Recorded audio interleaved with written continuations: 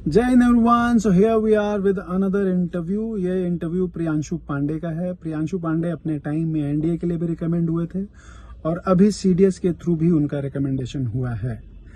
NDA और CDS दोनों ही return की प्रिपरेशन में क्या स्ट्रैटेजी होनी चाहिए और इनकी एसएसबी की क्या स्ट्रैटेजी होनी चाहिए, ये आपको इस इंटरव्यू में देखने और समझने का मौका मिलेगा। अगर आपको ये इंटरव्यू पसंद आता है तो please share it with your friends and also don't forget to press the bell icon. All the best. Any officer, set over me, even to the peril of my life.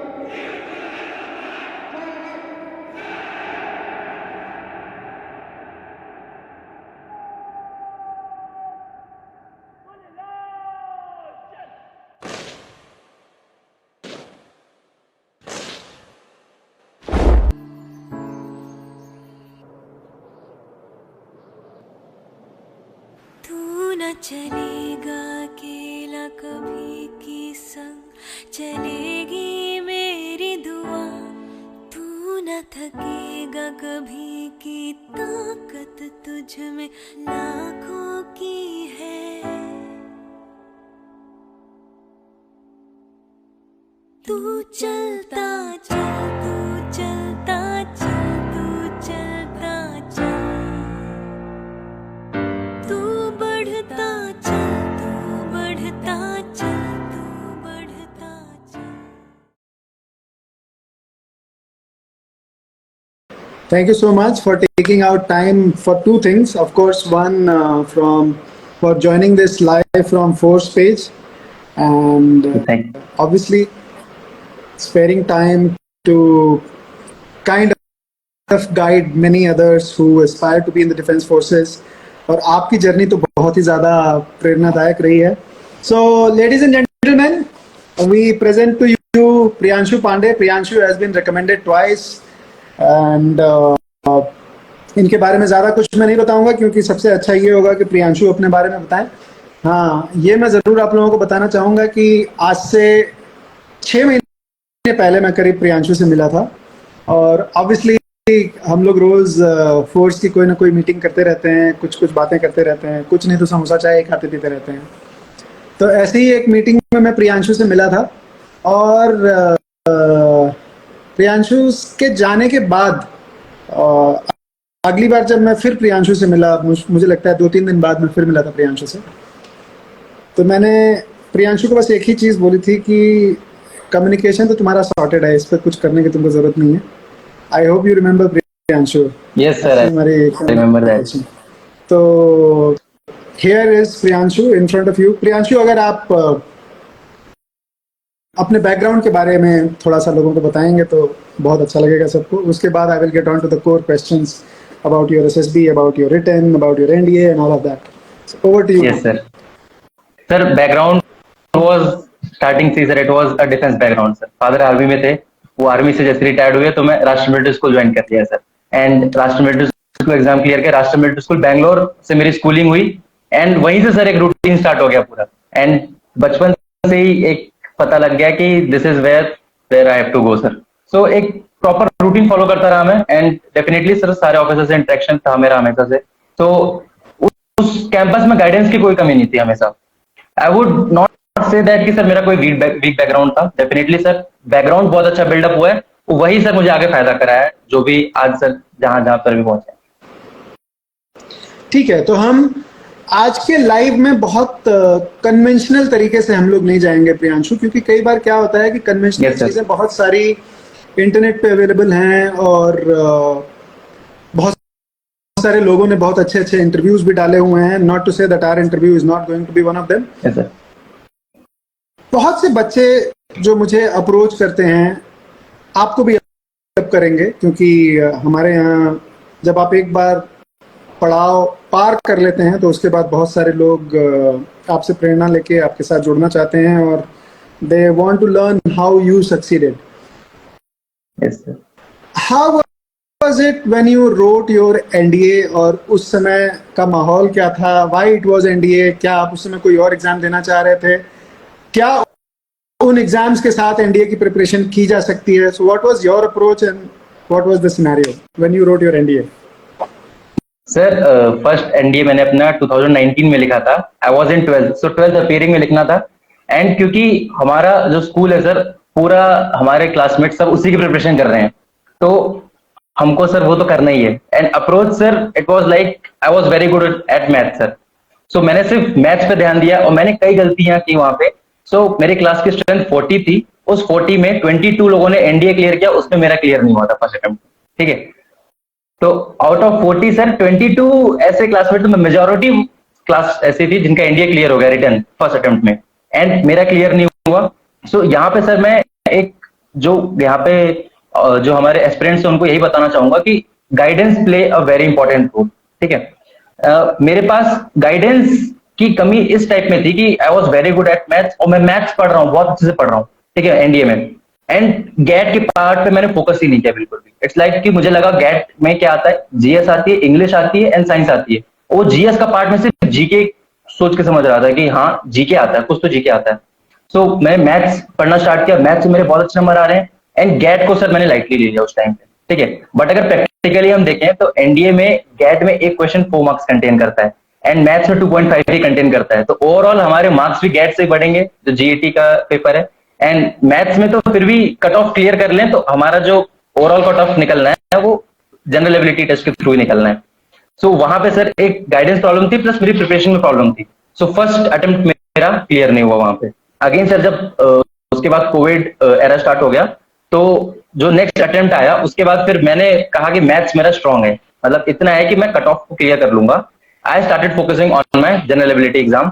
मैंने science पे focus किया, science और English score को बढ़ा रहा है एक तरह से।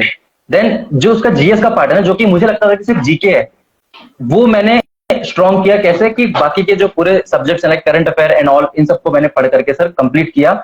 और मेरा जो गाइडेंस है एक्सपीरियंस के लिए जो एनडीए रिटर्न की प्रिपरेशन कर रहे हैं यही है कि मैथ्स में फोकस हमको करना है कि like just not to clear cut off. ठीक है, अगर आप लेस टारगेट लेस अटेम्प्ट, बच्चे मोस्टली सर क्या करते हैं कि वे टारगेट की जो 40 क्वेश्चंस मिनिमम कट ऑफ है हम उसको क्लियर कर लें एंड हमारा मैथ्स का क्लियर हो जाएगा। तो ये लेस अटेम्प्ट वाली अप्रोच हमको नहीं रखनी है कि एटलीस्ट टारगेट 70 क्वेश्चंस करें एंड देन स्कोरिंग का पार्ट हमको जीएटी में छोड़ना है कि जनरल एबिलिटी का जो एक क्वेश्चन 4 नंबर कंटेन कर रहा है तो स्कोरिंग पार्ट हमारा वो हो जाएगा। So this strategy is really important कि आपको पता होना चाहिए कि आप पढ़ क्या रहे हो, आपके सोर्सेज क्या क्या हैं, और स्कोरिंग एरिया पे फोकस करें इंस्टेड ऑफ कि जो आपका स्ट्रॉन्ग पॉइंट है उसी पे बहुत ज्यादा फोकस करें। थोड़ा वीक पॉइंट को भी स्ट्रॉन्ग बनना चाहिए।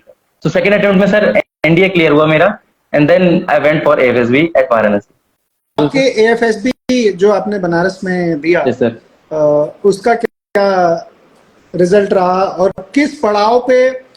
ना यहाँ पे एक दूसरा सवाल बहुत इंपॉर्टेंट हो जाता है कि बहुत सारे लोग एक साल ड्रॉप करके एनडीए देना चाहते हैं या और भी कोई एग्जाम देना चाहते हैं। तो what is your recommendation to people who are writing their NDA right after 12th? Should they drop 1 year and go for it? क्योंकि ये बड़ा बहुत नजदीक आ जाता है आपके फ्रूट अगर आप एसएसबी जाते हैं और कॉन्फ्रेंस तक जाते हैं। So it is very difficult to decide whether to write again, wait for 6 months और ज्वाइन ग्रेजुएशन। तो आपने ये फैसला कैसे लिया? Sir my recommendation is that कि we should not waste our year. ठीक है, जैसे ही अगर आप 12th अपीयरिंग में if you are appearing for NDA and if you are able to clear that is very good. And अगर आपकी 12th कंप्लीट हो गई है so you should take admission जो भी आपने डिसाइड कर रखा है। देखो सर, एनडीए इज समथिंग कि उसमें return then SSB then medicals है।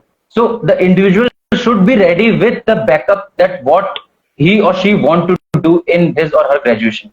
So just right after 12th sir उसको अपने ग्रेजुएशन में एनरोल करना चाहिए, डेफिनेटली करना चाहिए। और उसके साथ साथ सर प्रिपरेशन बहुत ही इजीली की जा सकती है, इतना कुछ डिफिकल्ट नहीं है सर। और जस्ट लाइक जब मैं कर रहा था सर उस टाइम पे बोर्ड थे, क्योंकि हम अपीयरिंग वाला अटेम्प्ट था मेरा, देन अप्रैल में पेपर था तो बोर्ड था प्लस एनडीए था। एंड देन सर क्योंकि उस टाइम पे सीयूईटी नहीं था तो जो सेंट्रल यूनिवर्सिटी होती है उनके अलग अलग से वो होते थे सर, एंट्रेंस एग्जाम होते थे, तो उनकी भी प्रिपरेशन सर नॉर्मल चल रही थी। एंड सारी चीजें साथ में पैरेलल रन करते हुए भी सर क्लियर किया जा सकता है। But I should not, I won't recommend anyone to take a drop year. They should take admission in graduation right away. Okay, great. So a journey started after your 12th. First attempt you did not clear, second attempt you Yes, sir. cleared, but you went for your SSB. और SSB नहीं हुआ, लेकिन दिल में sir AFSB. I went for my SSB, AFSB, and AFSB I got recommended. Okay, so Yes, sir. Graduation, CDS preparation, ये सारी journey कैसे start हुई और कैसे क्या किया आपने? Sir, after that NDA part was done, sir, so I opted for the mathematics honor from Allahabad University. ठीक है सर, तो वहां से मैंने अपना ग्रेजुएशन स्टार्ट किया एंड देन जैसे ही सर मेरा सेकेंड ईयर खत्म हुआ, so I was aware that I was eligible for CDS exam and FCAT exam now, क्योंकि सर थर्ड ईयर अपीयरिंग में हम लोग दे सकते हैं. Again sir, third year appearing में ग्रेजुएशन के साथ साथ प्रिपरेशन की जा सकती है, बट CDS सर एक उसमें अगर हम देखा जाए तो 3 सब्जेक्ट्स आते हैं ना, उसके लिए डेडिकेटेड प्रिपरेशन चाहिए. You need to prepare dedicatedly for CDS examination, क्योंकि उसमें सर मैथमेटिक्स है. अगर आप IMA को टारगेट कर रहे हो तो मैथमेटिक्स है, उसमें सर जनरल एबिलिटी है, एंड देन उसमें हमारा इंग्लिश है. तीनों एक फुल 100 मार्क्स के पेपर है उसके अंदर sir. And FCAT is like कि सर वो CDS से कंपैरेटिवली काफी इजी है. एंड इसमें एस्पिरेंट्स को मेन प्रॉब्लम ये है कि कई स्टूडेंट्स, उनके फ्रेंड्स ऐसे होते हैं जो कि क्लियर कर ले रहे हैं हर बार बहुत थोड़ी सी मेहनत करके, एंड कुछ लोग सर बहुत मेहनत कर रहे हैं फिर भी नहीं क्लियर कर पा रहे हैं. अगेन सर, इसमें जो प्रॉब्लम आती है वो यही आती है, गाइडेंस की प्रॉब्लम आती है. अगर मैथ स्ट्रांग है जिसका, तो वो FCAT हर बार क्लियर करेगा. ठीक है, मैथ्स एंड रीजनिंग जिसका स्ट्रांग है तो वो हर बार क्लियर करेगा. सर मेरा मैथ्स और रीजनिंग स्ट्रांग था, तो मैंने FCAT क्लियर कर लिया. अगेन सर, CDS के लिए वही सेम चीज थी, एक गाइडेंस की प्रॉब्लम हुई. आई थॉट कि CDS में भी जो मैथ्स आएगी वो भी थोड़ी ऐसी लेवल की होगी, 10th लेवल की मैथ्स आती है. जो भी बच्चा पहली बार CDS देता है ना सर, वो यही सोच के जाता है कि 10th लेवल की मैथ्स आएगी. जब तक हम लोग अपीयर नहीं होते हैं, जितने भी एस्पिरेंट्स ने CDS एग्जामिनेशन दिया होगा उनको पता है कि CDS एग्जाम देने के बाद ही पता लगता है कि मैथ्स का लेवल क्या है. तो सर फर्स्ट अटेम्प्ट में मेरा FCAT निकला, बट मेरा CDS आई में नहीं निकला बिकॉज ऑफ मैथमेटिक्स, क्योंकि मैं मैथ्स को लाइटली लेके गया था and I was not able to clear that overall cut off of I में. सो सर देन उसके बाद फर्स्ट अटेम्प्ट में तो FCAT हुआ सर, लेकिन CDS रिटर्न नहीं हुआ, उसमें आई में नहीं हुआ सर. तो देन फिर मैंने बाकी GAT and English was strong, तो फिर अगले 2 महीने सर सब छोड़ के मैं सिर्फ मैथ्स में लग गया. एंड मैं सर इसमें सबको क्लियरली बताना चाहूंगा कि फिर क्योंकि CDS की मैथ्स ऐसी है कि 2 घंटे में 100 क्वेश्चंस करने के लिए यू नीड टू नो कि एग्जैक्टली किस अप्रोच से करना है. तो सर मैंने 2 महीने नेक्स्ट गगन प्रताप सर थे सर, उनसे सिर्फ मैथ्स पढ़ी and then I got to know कि क्या मेथड्स हैं जिनसे कॉम्पिटिटिव एग्जाम में मैथ्स अप्रोच करनी है. Literally after studying that mathematics, I was not even lifting my pen in almost 50% of the questions. I was able to solve the maths like that. So sir then next अगले वाले FCAT में FCAT भी निकला and then CDS का Indian Military Academy में भी sir वो भी मेरा निकल गया and then same result in this attempt also. Brilliant. तो first of all Priyanshu, congratulations. और I really appreciate the part कि बहुत सारे लोग कट ऑफ के लिए ये एग्जाम्स लिखते हैं और ये बहुत बातें भी मैंने सुनी है. मतलब I have very often I have heard people talking about कि कट ऑफ निकल जाएगा और कर लेंगे. तो आज की डेट में आपको क्या लगता है कि सिर्फ कट ऑफ मीट करना SSB में मेरिट इन होने के लिए बहुत है, या लोगों को आपकी स्ट्रैटेजी जैसे आपने अभी बताई कि जब आपका CDS में नहीं हुआ तब आपने आके वापस से मैथ पे पूरी तरह से फोकस किया. बहुत सारे बच्चे ऐसे होते हैं जैसा कि मतलब even when I was in 10th, कुछ पार्ट मैथ्स का ऐसा होता है जो एक बार आपके दिमाग में नहीं घुसा तो एक साइकोलॉजिकल बैरियर बन जाता है कि यार ये मुझे नहीं आता. Right sir. At the same time you also know the syllabus, और आपको ये भी पता होता है प्रीवियस ईयर क्वेश्चन पेपर से कि किस पार्ट में से क्या क्या आता है. So what is your recommendation कि जो चीज हमें आती है क्या उसको कंसोलिडेट करना चाहिए, या जो चीज नहीं आती है उस पर थोड़ा और टाइम देके उसको सीखना चाहिए, क्योंकि टाइम आपका लिमिटेड है, मार्क्स लिमिटेड है, नेगेटिव मार्किंग भी है. तो कौन सी अप्रोच को आप सजेस्ट करोगे? Sir I will always suggest the smart work वाली अप्रोच. ठीक है, क्योंकि सर हार्ड वर्क कर रहे हैं एंड देन जैसे एक स्टूडेंट है जो कि सिलेबस पूरा CDS का लेके निकाल लिया है, स्टार्टिंग से सोचा कि एंड तक सिलेबस खत्म कर देता हूँ, देन सर 2 से 3 अटेम्प्ट निकल जाएंगे और वो सिलेबस ही कंप्लीट करने में लगा रहेगा. सो एक स्मार्ट अप्रोच होनी चाहिए सर. जैसे कि मैथमेटिक्स में अरिथमेटिक का पार्ट थोड़ा इजी होता है ना, तो सर एक ऐसे अपने स्ट्रॉन्ग एरिया को आइडेंटिफाई किया जाए जिसमें वो स्कोर कर सकता है। सो मैथ्स में सर कई ऐसे एरियाज हैं जहां पे हम लोग डायरेक्टली स्कोर कर सकते हैं, एंड उसके अंदर उन क्वेश्चंस को बहुत ही इजीली टाइम के अंदर सॉल्व किया जा सकता है। इस टाइम पे सीडीएस की मैथ्स इस लेवल की आ रही है सर, जो अर्थमेटिक आ रही है इस लेवल की, अर्थमेटिक इन एडवांस इस लेवल की आ रही है कि जिसका ओटीए की कट ऑफ क्लियर हो रही है, and he is able to just clear the section cut off of mathematics, उसकी आईएमए की कट ऑफ निकल जा रही है। ठीक है सर, तो डेफिनेटली एक ऐसी स्ट्रेटेजी से पढ़ना है कि हम अपना टाइम इंप्रूव कर सकें, टाइमली क्वेश्चन को सॉल्व कर सकें। तो सर सभी टॉपिक में हमको घुसने की जरूरत नहीं है, definitely we need to work upon our English, because English सबसे ज्यादा स्कोरिंग पार्ट है फॉर सीडीएस एग्जामिनेशन, क्योंकि हम मैथ्स एंड जीएस में 40 मार्क्स स्कोर कर रहे हैं, एंड हम लोग मैथ्स में 40 कर रहे हैं, जीएस में 40 कर रहे हैं, तो डेफिनेटली इंग्लिश में एटलीस्ट हमको 80 करना, स्कोर करना ही पड़ेगा, सो दैट ओटीए में भी हम सेफ रहें एंड आईएमए में भी सेफ रहें। एंड देन सर रही बात मेरिट की, तो वो एंट्री टू एंट्री डिपेंड करता है। If you are going for the CDS entry and IMA या फिर एएफए है, तो देन अगर आप जस्ट कट ऑफ को भी क्लियर कर रहे हो तो you will be definitely facing no problem in merit, but AFCAT and OTA entry के लिए you just need not to focus on cut off. So definitely overall conclusion ये निकल के आता है कि सर हमारी पढ़ाई कट ऑफ ओरिएंटेड नहीं होनी चाहिए, टारगेट ही होना चाहिए कि अगर इफ यू आर टारगेट आप लेके चल रहे हो कट ऑफ मीट करना है सर, तो डेफिनेटली रियल एग्जाम में सिचुएशन पूरी चेंज हो जाती है, एंड उस सिचुएशन में सर फिर हम लोग हड़बड़ा जाते हैं, एंड फिर और कम ही अटेम्प्ट हो पाता है, हम सेफ अटेम्प्ट करने की सोचते हैं, है ना, तो सेफ अटेम्प्ट करने के चक्कर में सर फिर कट ऑफ भी मीट नहीं हो पाती है।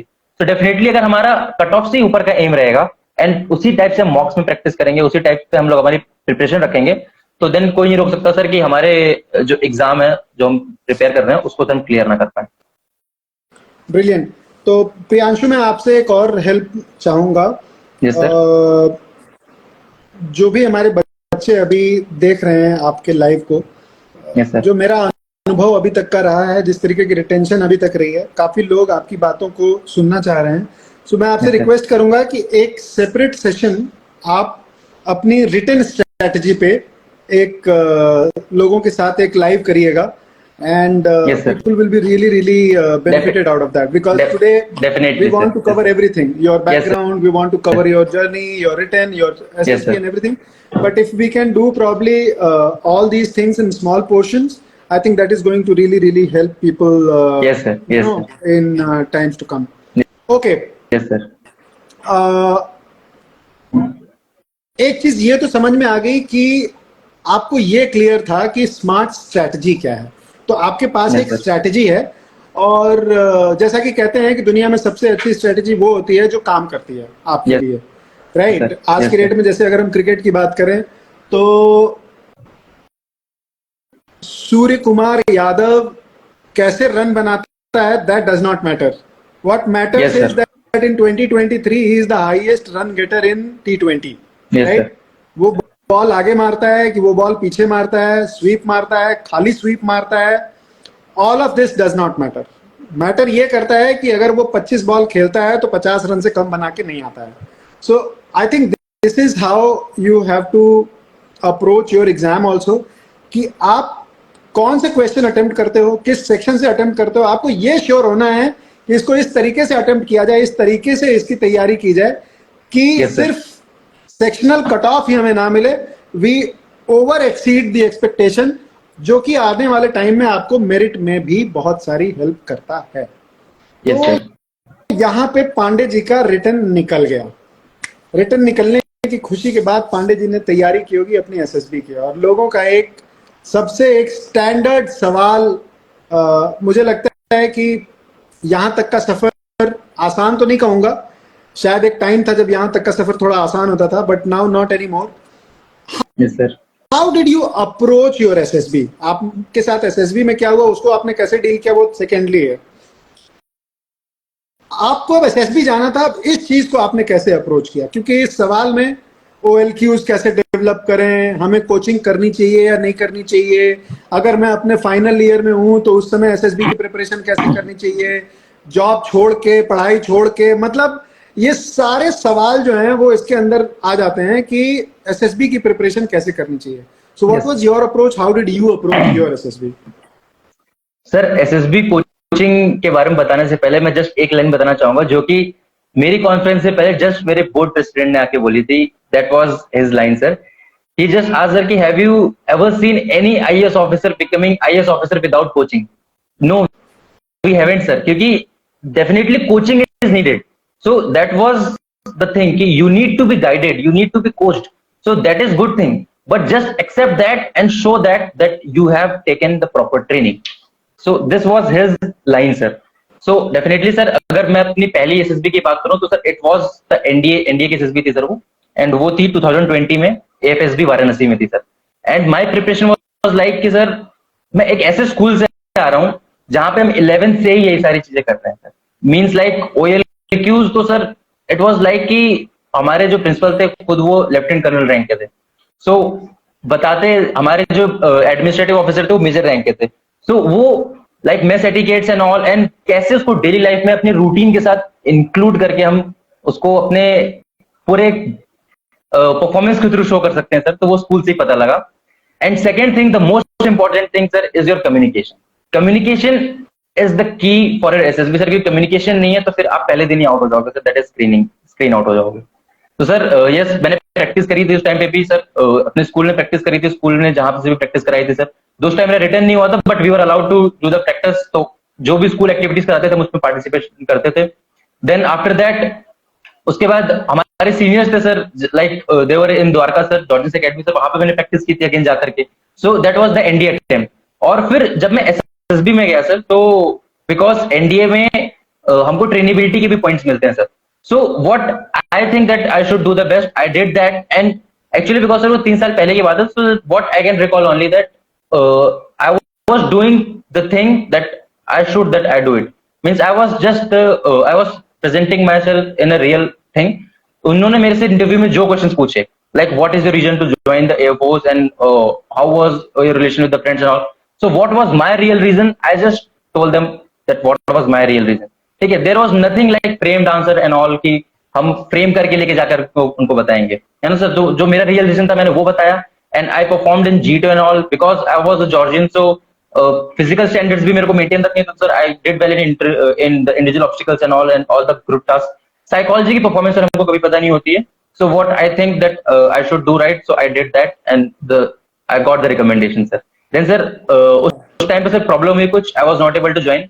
आफ्टर दैट मेरा जो नेक्स्ट SSB थी वो थी मेरी ग्रेजुएशन के बाद, मतलब while I was doing my graduation sir. FCAT मैंने क्लियर किया था. सो AFSB थी वाराणसी में again. And sir, again, preparation is good, but being over prepared is also not good.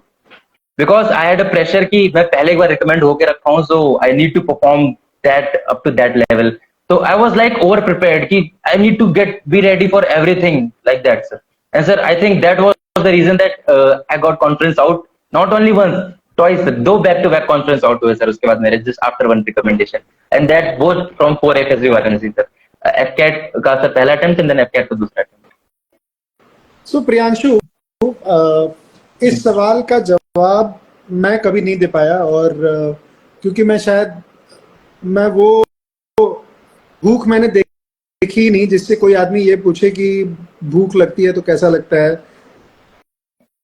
एक अटेम्प्ट मैंने दिया और मेरा रिकमेंडेशन हो गया था, राइट? Yes sir. जब दो बार आप कॉन्फ्रेंस आउट होते हो, then what do you tell yourself, how do you gather yourself? और जैसा कि अभी तक का आपका इंटरव्यू बहुत ही प्रैक्टिकल रहा है, सेल्फ डाउट सबको आते हैं, क्योंकि आपका NDA के बाद रिकमेंडेशन हुआ था, आपको ये भी लगा होगा कि यार 3 साल में मेरे अंदर मेरी साइकी चेंज हो गई है और आई am not that good anymore, right? Graduation चल रहा है, कब तक CDS के ही अटेम्प्ट दूंगा. सो क्या ये सारे सवाल आपके दिमाग में भी आए थे, और अगर आए थे तो इन सबको आपने टैकल कैसे किया? Sir let me tell you that कि जब भी मैं कॉन्फ्रेंस आउट होता था ना सर, सो उस टाइम के लिए सर एक वो लगता था कि what did I did wrong, क्योंकि सर मेरे अकॉर्डिंग तो मैंने SSB में बेस्ट परफॉर्म किया है. लेकिन सर जब बाहर आके हम एक एक इवेंट्स को नोट डाउन करते हैं, देखते हैं हमने क्या किया, तो हमको पता लगता है कि हमने बहुत ब्लंडर्स किए वहां पे, ठीक है. And that I got to know that because definitely sir I will accept that कि मैंने इंटरव्यू में ट्राई किया झूठ बोलने का. And definitely sir they are very well trained assessors, never doubt them. पकड़ लेते हैं. यू आर थिंकिंग दैट कि आप झूठ बोल के निकल जाओगे, बट यू वोंट. आपको लगेगा आपका इंटरव्यू बहुत अच्छा गया है, लेकिन आप जब बाहर आके एक बार एनालाइज करोगे ना कि किस पैटर्न में क्वेश्चन गया है, क्या क्रोनोलॉजी उन्होंने देखी है, sir you will get to know that कि there was some problem. So sir first attempt में अगेन आई वाज टेलिंग कि मैं ओवर प्रिपेयर टाइप का था, लाइक जीटीओ हो रहा है तो I should be the first one कि मैं घुस जाऊं अंदर, पट्टा बल्ली सारा मैं ही बांधू. तो सर ये अप्रोच मेरी बहुत गलत थी. एंड अगेन सर जब ये दो कॉन्फ्रेंस आउट होने के बाद सेल्फ डाउट नहीं sir, actually I was prepared with my backup plan first thing sir, कि क्योंकि सर एक बार पहले मैंने देख चुका था, मैंने सब क्लियर करके ज्वाइन नहीं कर पाया sir. So definitely I knew that कि ये एक डेफिनेटली वो चीज नहीं जिस पर मेरे को रिलाई रहना है. तो आई वाज बैकअप, मेरा बैकअप प्लान था sir. I was working with the team also and sir I was also preparing for the CAT examination. तो सर वो एक साइड था, लेकिन क्योंकि सेकेंडरी टारगेट तो सेकेंडरी रखना है, प्राइमरी तो हमारा सर इंडियन मिलिट्री एकेडमी है. तो after these two attempts sir, then I realized that कि now I need not to be prepare myself, over prepare होकर जाने की जरूरत नहीं है सर. जस्ट जो सर मैं आईएमए वाले अटेम्प्ट में गया था sir, it was my least prepare, मतलब बिल्कुल प्रिपरेशन के साथ नहीं गया था. आई थॉट कि जस्ट गो जैसा हूं इस समय के लिए, जितना प्रिपरेशन है सर, जितना लाइफ जर्नी है, एक बार अपनी लाइफ जर्नी लिखी सर एंड आई जस्ट चला गया मैसेज भी देने. Brilliant. So it's great to hear that you realized. बहुत सारे लोग बोलते हैं कि सेल्फ इंट्रोस्पेक्शन कैसे करना है. आई गेस जो भी आपने ये बात बोली कि आप इंटरव्यू से निकल के जब आप आते हो और आप अगर सवालों की क्रोनोलॉजी को देखो तो आपको समझ में आ जाएगा कि किस डायरेक्शन में इंटरव्यू जा रहा था और क्यों ऐसे सवाल आपसे किए जा रहे थे. It's very human to be the first one in फट्टा बल्ली जीटीओ टास्क. और चार लोग आपको लीडर चुन लेते हैं तो भी आपको लगता है कि सब कुछ बहुत अच्छा कर रहे हो. और बहुत छोटे छोटे एस्पेक्ट होते हैं ऑफिसर लाइक क्वालिटीज के जो कि आप शायद नॉर्मल लाइफ में रियलाइज भी नहीं करते हो. जब आप उन चीजों को करते हो आपको लगता है कि सब कुछ तो बिल्कुल सही है. सो हर चीज की एक जगह होती है, हर चीज का एक टाइम होता है. और अगर आपने सही जगह पे सही काम किया तो ऑब्वियसली आपके सारे स्टार्स अलाइन होंगे और आपको जहां पहुंचना है आप वहां पे पहुंच जाओगे, जैसे कि आप पहुंचे. अब मैं आपसे वो सवाल पूछने जा रहा हूं जो कि मुझे पता है और कैसे पता है ये मैं आपको नहीं बताऊंगा. You always wanted to join Air Force. Yes, sir. If I'm not wrong, you cleared your CPSS also, right? Yes sir. How are you dealing with that dream of yours? मतलब AFS भी तो हुआ नहीं. Yes sir. तो अभी मतलब कैसे इस सपने को पूरा तो नहीं हुआ पर फिर भी पूरा करने के लिए आप क्या करोगे? Sir, I still have 2 AFSBs left before my joining. Awesome. Yes. Okay, I don't want to even say this because जो यहाँ पे कभी कभी सरस्वती बैठती है तो भगवान करे कि आप एयरफोर्स के ही मार्फत अपने इस सपने को पूरा करिए. In case Yes sir. you have to go through army. What is your, जैसे कि आपने बोला कि Yes sir. अगर मेरा नहीं होता तो मेरा बैकअप प्लान रेडी था. Yes. Right. Yes sir. Army में जाएंगे अगर आप तो आपका बैकअप प्लान क्या होगा? आर्मी में sir that I will be joining army aviation because the CPSs I have done. So army के अंदर sir I would be definitely opting for the army aviation. Super awesome. चलो ये जान के बहुत अच्छा लगा. और मैं आर्टिलरी में था और पता नहीं क्यों मेरी ऐसी सोच है कि there are lot of officers who join the artillery, they go for aviation, many of them. Even And now that sir, I have seen sir, majority of officers, those who have wings, they have artillery on their shoulders. Yeah. So I don't know what is the connection, but yes, largely I have seen a lot of artillery officers going for aviation. So Priyanshu, SSB में आपके साथ क्या हुआ? मतलब आप पहुंचे क्या, जाके कुछ लोगों को देख के इंटिमिडेट हुए कि अरे ये तो बहुत 6 फीट का है, वेल बिल्ट है, बहुत वेल ड्रेस्ड है, बहुत अच्छी अंग्रेजी बोलता है, अरे यार ये तो, मतलब ऐसा हुआ आपके साथ? Sir I would be telling about this, but उससे पहले अगर मैं ड्रेसिंग सेंस की बात करूं सर, तो वो मैंने अपना कभी डाउट नहीं किया सर. स्कूल में सर 7 साल हमने जितनी भी चीजें सीखी उसमें से एक ये था. ये सर जब मैं फर्स्ट टाइम कैट के एसएसबी के लिए गया तो sir it was my first graduation की एंट्री की एसएसबी थी. तो सर उस टाइम पे मैं देख रहा हूँ कि 6 सर 6.5 फीट के एकदम सर प्रॉपर वो ताव वाली मूंछ वाले सर काफी सारे कैंडिडेट्स आए हुए थे सर. तो सर वो एक अंदर से फियर आया मेरे कि they would be performing very good and I am a fresher for graduation entry.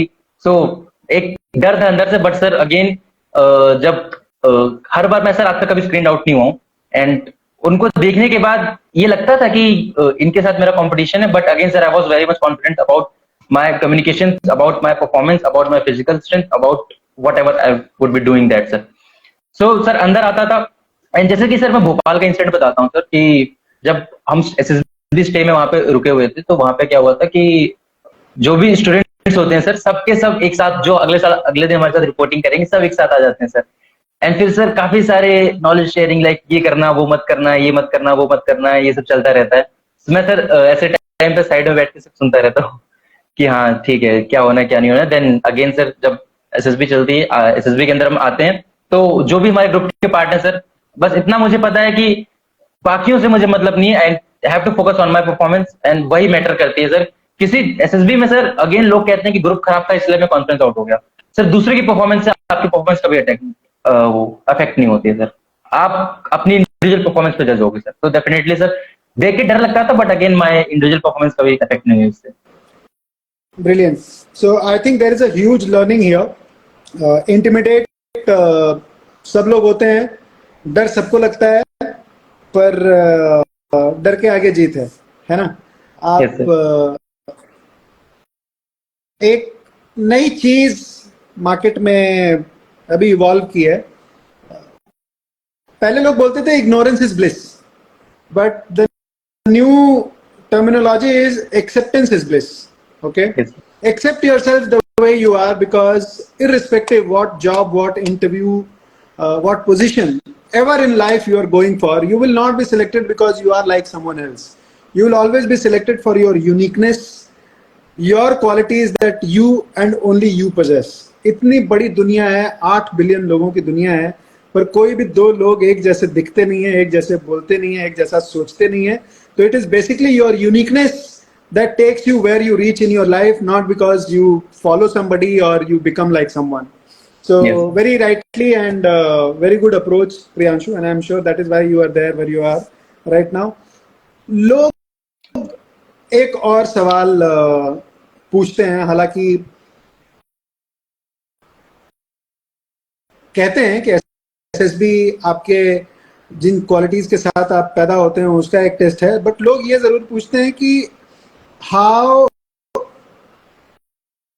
to develop OLQs. Yes, sir. एक सामान्य जीवन जीने वाला आदमी, आप तो मिलिट्री स्कूल चले गए, आपके घर में your father was in the army, तो आप जिन जगहों पे रहे होगे, जहां पे आपने पढ़ाई करी, वहां पे तो मतलब नाश्ते में भी 2 चम्मच OLQ पिलाया जाता होगा, और लंच में भी थोड़ा OLQ पिलाया जाता होगा, पनिशमेंट में भी OLQ पिलाई जाती होगी. बट एक सिविल का बंदा, उसको OLQ को आप सरल भाषा में अगर उसको समझना हो तो कैसे बताएंगे? सर OLQs एक्चुअली जस्ट ऐसे सर, आई वाज बाय जो बोर्ड कॉन्फ्रेंस था सर, मेरा बोर्ड कॉन्फ्रेंस से पहले जो बोर्ड प्रेसिडेंट थे सर हमारे, उन्होंने बहुत अच्छी स्पीच दी थी, ठीक है. उसी का सर एक लाइन जो मैंने स्टार्टिंग बताया था, उन्होंने ये कहा था कि we are not here to look कि किसी के अंदर सारी की सारी OLQs हमको मिले, है ना sir. All the 15 OLQs, they are not looking for all the 15 person with all the 15 OLQs. They are just looking for a person who has certain OLQs and can be trained to become an officer. And sir, if अगर मैं daily habit की बात करूं sir, कि कैसे एक normal जो day to day life जी रहा है and has no army background, और कोई कनेक्शन ही नहीं है इसका, and has a aim to join arm forces, तो OLQ develop sir, that is वो होता है सर रूटीन से. You need to have a proper route. I am not saying to make a timetable, sir. Timetable बनाने के बाद कोई follow नहीं होता है. एक लेकिन रूटीन होना चाहिए कि यस, अगर मैं अपने दिन में 1 आवर या फिर हाफ एन आवर मुझे वर्कआउट को देना है, देन न्यूज़पेपर रीडिंग को देना है. रीडिंग आई वुड से कि reading is the key habit for all. Reading habit से आपकी कम्युनिकेशन इंक्रीज होती है, आपकी नॉलेज इंक्रीज होती है, प्लस इमेजिनेशन भी इंक्रीज होती है सर. तो जो लोग अभी इस सपने को देखना स्टार्ट किए कि I have to do this one day, या फिर I have to do this through NDA और through CDS, they need to start reading like fiction novel, non fiction novel, the Hindu novel, the Hindu newspaper और any newspaper. जो भी अगर the Hindu में उनको problem आ रही है तो they need to start with some basic newspaper. But sir reading habit start करें, अपना एक रूटीन स्टार्ट करें, ठीक है. I am not saying that कि दिन भर बैठ के पढ़ते रहे, एक रूटीन होना चाहिए कि फ्रेंड्स को भी टाइम दे रहे हैं, घर वालों को भी टाइम दे रहे हैं, then have a good social life के साथ साथ सर एक इंडिविजुअल लाइफ भी उसकी अच्छी है, तो ये एक पूरा फैक्टर सर मैटर करता है। एंड डेफिनेटली तभी हम कॉन्फिडेंटली बता पाते हैं इंटरव्यू में कि what your friends think about you, what the weakness they are going to tell about you, what are the things that your father don't like about you. तो sir ये वहां से निकल के आता है, एंड ये हम अगर पेपर पे लिख के जाएंगे, सो वी नो दैट कि वो sir, we can see the reaction of the interviewing officer कि एक लिखा लिखा है रटा रटा आंसर बोल रहे हैं। Brilliant. I think you have a huge bit of clarity about what you are talking, Priyanshu, and that is really, really appreciable. So before we conclude this session, and I think we deserve many more sessions from you, और अगर आपके पास time होगा तो different aspect पे we will talk to you, and we will try to publish tutorials for all the people who are here and those who are aspiring to be in the defense forces. But जाने के पहले अगर आप अपनी तरफ से SSB से related अगर कुछ टिप्स देना चाहते हैं जो लोग आपको सुन रहे हैं रिगार्डिंग कम्युनिकेशन, हालांकि आपने बहुत कुछ अभी कवर कर लिया है, आपने बताया भी अभी, लेकिन just to summarise, if you want to tell people how to approach SSB, what would you recommend? Sir SSB का सबसे फर्स्ट स्टेज होता है स्क्रीनिंग सर। तो पहले, क्योंकि मैं कभी स्क्रीन आउट नहीं हुआ, तो मैं बताना चाहूंगा कि ऐसा क्या मेरे पास सर लिटरली जो मैं करता हूं उससे आई बिलीव कि कोई स्क्रीन आउट नहीं हो सकता सर। देखिए सर, स्क्रीनिंग जब किसी को हम बताते हैं तो उसके माइंड में आता है पीपीडीटी कि पिक्चर परसेप्शन डिस्क्रिप्शन टेस्ट हमको देने जाना है। But sir it is not only PPDT, OIR plays very important role, specially in graduation entry sir.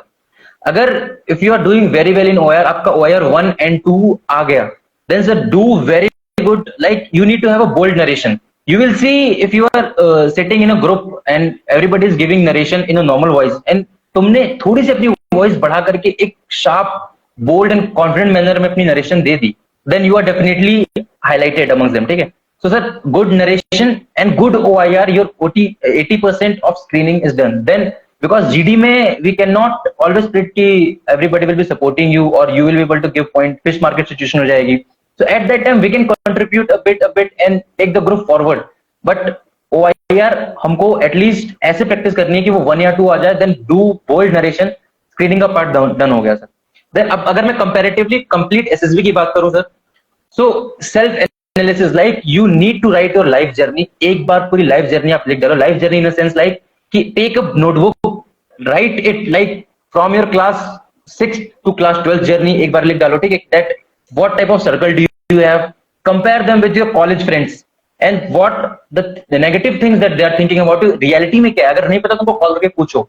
Then एक पेरेंट्स का कॉलम बनाओ, उसमें पेरेंट्स के बारे में ये सब लिखो कि what they can think कि तुम्हारे बारे में क्या गलत है, and वो what positive things you think, क्या उनसे सीखा है, सही में क्या सीखा है, सही में तुम्हारा रोल मॉडल कौन है, what तुमने जितने भी लाइफ में गेम खेले हैं क्या लिटरली तुम उनको फॉलो कर रहे हो, उस लेवल तक जहां तक क्वेश्चन बन सकता है वो तुमको पता है कि नहीं पता है. And then if you are too much dedicated to join army, navy and air force and all, so you are supposed to have at least some knowledge कि आप जो ज्वाइन करने जा रहे हो आर्मी जा रहे हो, तो you need to know at least कि कॉम्बैट स्ट्रक्चर क्या, कमांड्स कहाँ पे हैं. एयरफोर्स आप बहुत डेडिकेटेड हो कि सर आपको फ्लाइंग ब्रांच ज्वाइन करनी है, but you don't know the name of all the fighters plane of that Indian air force have.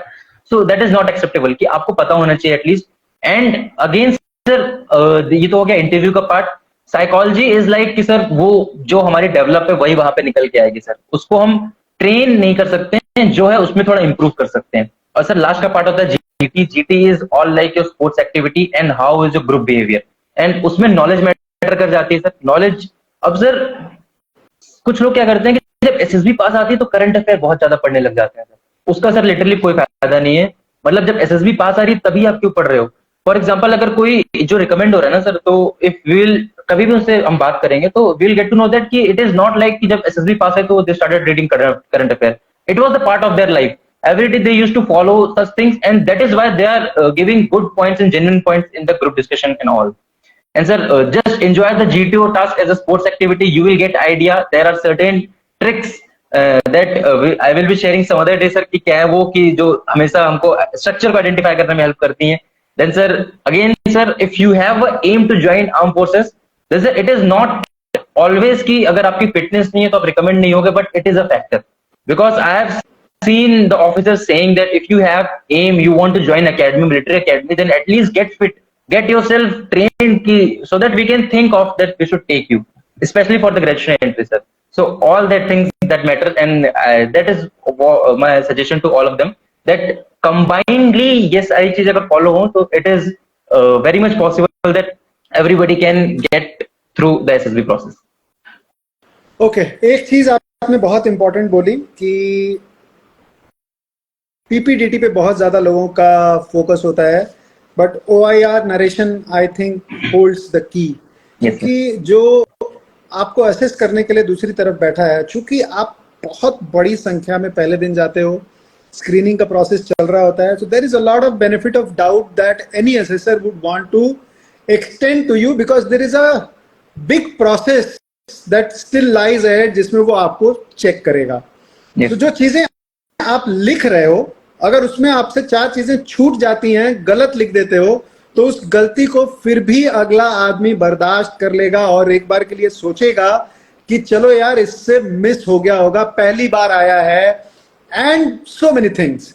But अगर उस कहानी को सुनाने का जिम्मा आपने उठा लिया, और वो अगर वहां पे जैसे अभी प्रियांशु ने बोला कि आवाज उठा के अगर आपने अपने आप को नोटिस करा लिया, so I think that is almost 80% of your screening. Another aspect of GD, कुछ दिन पहले हमने एक रील डाली थी कि यार पता नहीं कौन सी जगह से आया था, आई एग्री विद यू करके रेकमेंड हो गया. So ladies and gentlemen, there is something called non-verbal communication, and there are certain gestures that we as human, जब हम एक कमरे में बैठे होते हैं जहां पे मम्मी पापा भाई बहन 2 दोस्त सारे लोग बैठे होते हैं, जरूरी नहीं होता कि हर बात में हर कोई हाँ में हाँ मिलाए या अपना पॉइंट ऑफ व्यू रखे. जब कोई सही बात बोलता है तो आपका वो नॉन वर्बल कम्युनिकेशन एस्पेक्ट ऐसा होता है कि आप उसके साथ सहमत हो सकते हैं, या आपके फेशियल एक्सप्रेशन ऐसे होंगे कि आप उसके साथ सहमत नहीं हैं. तो जब आप जीडी में बैठते हैं और पूरी तरीके से अटेंटिव होके बैठेंगे, और वहां पे अगर कोई बंदा लॉजिकल बात कर रहा है, तो आपके नॉन वर्बल कम्युनिकेशन एस्पेक्ट और आपके बॉडी जेस्चर्स ऐसे हो सकते हैं कि बिना कोई पॉइंट दिए भी आप अपने सारे पॉइंट को कम्युनिकेट कर ले जाओ. And my dear friend, the person who is sitting on the other side, please grant him his experience. He is there doing it day in and out. हर रोज आपकी तरह 100 लोग आते हैं, हर रोज उन 100 में से 20 लोगों को वो दाहिनी तरफ करता है और 80 लोगों को लेफ्ट स्वाइप मारता है. तो प्लीज उसके एक्सपीरियंस को आप डाउट मत करिएगा, इसको आप फॉलो करिएगा. बिलीव यू मी, आप भी उन्हीं में से बन जाओगे कि पता नहीं कहां से आया था, सिर्फ I agree with chest number 13 बोल के रेकमेंड हो गया था. So Priyanshu, thank you so much for taking out your time today. As I said, we will have more sessions with you because you have so much of conviction about the process that you have gone through. और बहुत जल्दी दोबारा मिलेंगे आपसे, अगर आपके पास time हुआ, आपसे रिक्वेस्ट करेंगे तो आप. And all the best. Yes, and sir. I am pretty sure that And sir, you will be making one of the finest officers in the defense forces. So best of luck. Sir जाने से पहले एक doubt किसी ने पूछा है कि should we use hand gestures. Sir definitely there is no restriction, जिसमें आप कंफर्टेबल हो उसमें करो, क्योंकि जैसे आप कंफर्टेबल हो वैसे बोलोगे तो you will be able to speak more. But it should not be too obvious, like you are just showing your hands when you're about to get up. But if you are comfortable with your hand gesture, like you are comfortable, like you want to give some gesture, then that is okay. Very true. Awesome. आपका बहुत बहुत धन्यवाद, and we'll catch up again very soon. Yes, sir. Thank you. Thank you so much, sir, for giving me this opportunity, sir. Thank you, Priyanshu. Good night. Yes. तू बढ़ता चल, तू बढ़ता चल, तू बढ़ता